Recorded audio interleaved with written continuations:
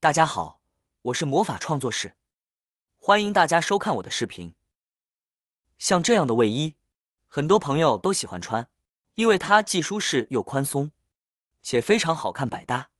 然而，最让人烦恼的就是卫衣上这2根长绳子，实在太长了，很多人不知道怎么系。今天就来分享几种卫衣帽绳的系法，简单时尚又个性。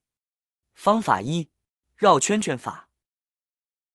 取帽绳适当的长度，往上折，并用剩下的部分往下绕圈圈，绕到圈圈结束。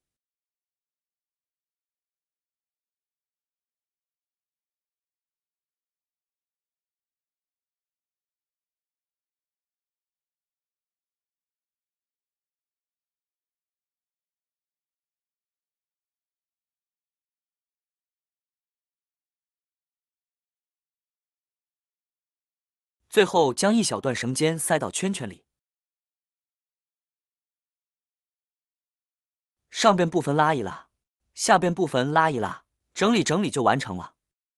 这个方法也是非常的简单的，而且非常的好上手，手残党也能够轻松胜任，而且看起来成品是非常的好看。简约大方，日常百搭系列，这个方法用来系裤子绳头都非常的适合。下面请看第2种方法。方法2：我们在绳子上这样向下折一个绳圈，然后在这里形成一个交叉点，再将绳头这样穿过这个绳圈，再翻到面上来，这样穿过绳圈，同样这样穿过绳圈，再这样左右开弓，穿上各数圈，这样左边一下，右边一下，就这么穿。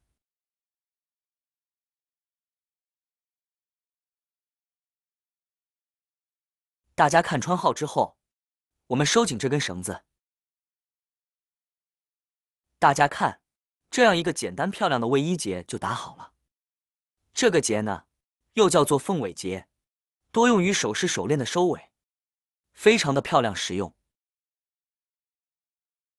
第3种教大家系这种雪花结，左边已经系好了一个，系好之后就是那样的。现在来看手法，这个雪花结比刚才的那个结还要简单哦。让绳子在手上绕上一圈之后，我们再将绳头杵在绳子的上面，不停地绕圈，直到绕到绳子的最尽头。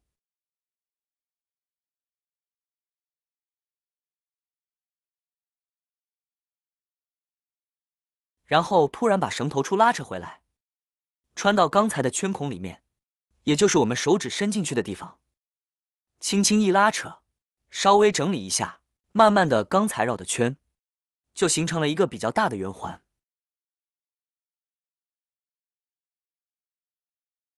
这个时候再将绳头处穿进来，如此简单的雪花结就做好了。像这个方式，咱们闭着眼睛都能学会哦。方法4：这个结就叫琵琶结，古香古色又漂亮。现在来看具体手法。我们把绳子从下往上绕，过手指打个圈，然后往后下方再绕回来，再打第2圈，同样的方法向上绕上去，后下方再回来，再打第3个圈，一个圈比一个圈小，最后一圈缠绕结束后，大家注意看，最后的这个小圈的中间有一个小孔，所以我们就把绳子绕回来后，从中间的这个小孔呢往下穿出，然后拉紧，整理整理，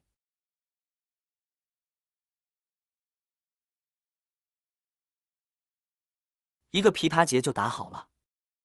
我们把它拉得稍微紧一些，这样呢才不容易散落。拉紧后就是放入洗衣机里边，也不会散开哦。这个结给人一种特别大气复古的感觉，大家有没有发现，它有点像衣服上的盘扣，带有中国元素，给人一种舒适的感觉。这种结适合各个年龄段的人，老人打上显得大气，孩童打则尽显童真，怎么穿都好看。方法5：小麦穗法。把卫衣绳子往上绕，下面形成一个大圈，将绳头从下面穿进大圈里面。接下来的手法大家要注意，有点像平时咱们编麻花辫的时候，将3根绳子交叉叠在一起，叠到有绳结的这一根，我们再把它从圈里面将它抽出来。每一次都是一样的方式，方法非常的简单，为了让大家一次性就能学会看懂，这里我已经把速度放得非常的慢了，系到你觉得合适的长度。现在我们把绳子抽出来，再整理一下，一个非常简单、时尚又随性的小麦结就打好了，是不是非常漂亮呢？没看清楚的朋友，这里再来一次。这一次大家一定要看清楚了，我这里速度已经放得非常的慢了。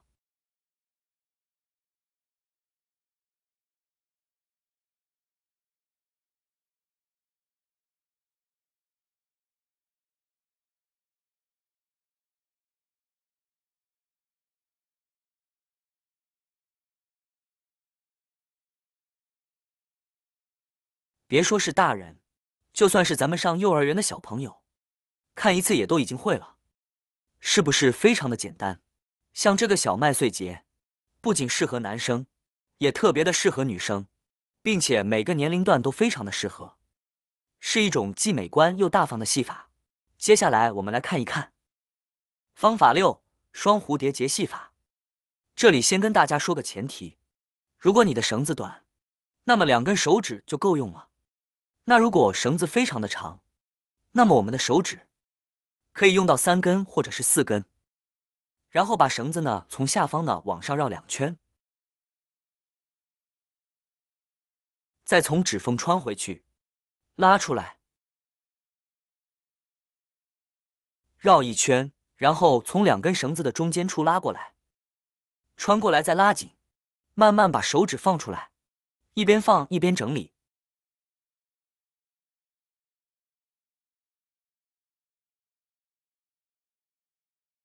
最后收紧，再整理整理，一个双蝴蝶结的系法就这样完成了，真的是非常漂亮。不仅2边变短了，而且看起来也更好看了，同时也不必担心它会在胸前甩来甩去。这种系法特别适合小女生哦。今天给大家分享的这几种卫衣绳子的花样系法，你最喜欢哪一种？你觉得哪一种最简单呢？好啦，今天的视频内容呢就分享完了。喜欢我的视频的朋友们，记得点赞、转发、分享哦。希望可以帮助到更多的朋友。或许你有更多更实用的小技巧，欢迎评论区留言分享哦。点击我的视频头像，还可以观看更多的生活技巧。每天呢都会分享不同的精彩视频，别忘了关注我哟。感谢您的支持，我们下期再见了。